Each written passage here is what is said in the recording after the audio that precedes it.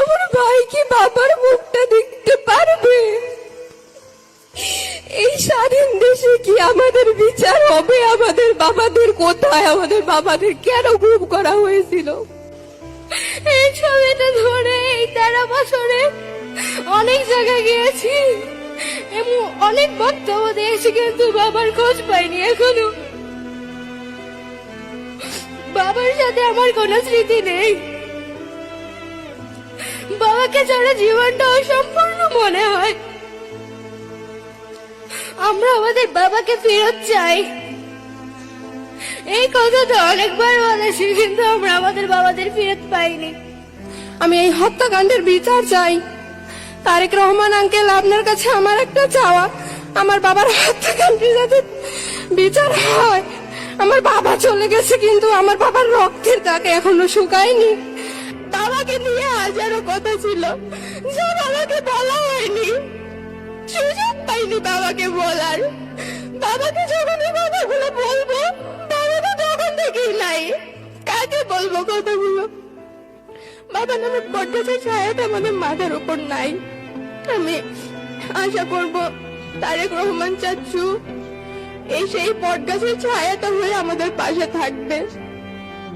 আমার এতটুকুই চাওয়া চাচ্চুর কাছে, তিনি আমাদের পাশে থাকুক, আমাদেরকে একটু দিবেন। আমরা বেশি কিচ্ছু চাই না, আমরা শুধু বাবার আদরটুকু চাই, আর কিচ্ছু আমাদের প্রয়োজন নেই। গুম কমিশন যেটা রিপোর্ট, ফাইনাল রিপোর্ট সাবমিট করেছে, সেখানে তারা বলেছে 251 জনকে ধরে নিতেছে, তারা আর কখনো ফেরত আসবে না।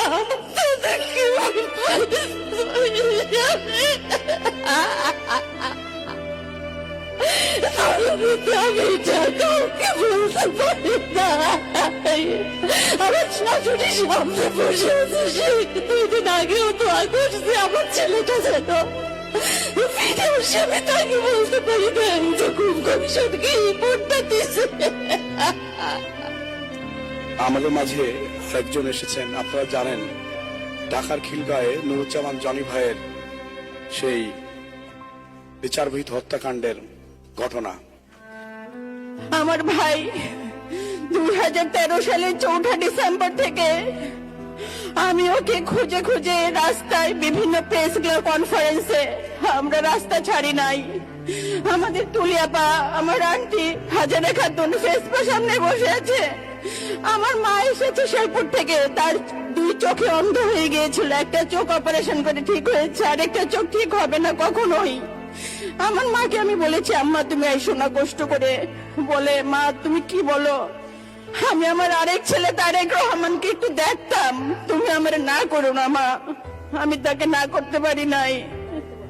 আম্মা, মা, আম্মা দাঁড়াও না মা।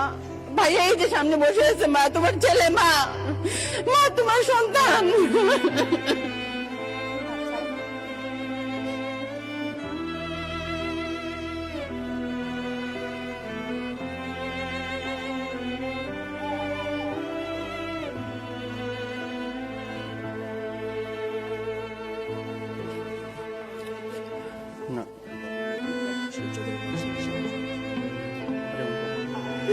আমি তো দূরের শিশুটা নিয়ে আমি কি অবস্থায়, কি কষ্টে আছি, সেটা আমি কাউকে বোঝাতে পারবো না।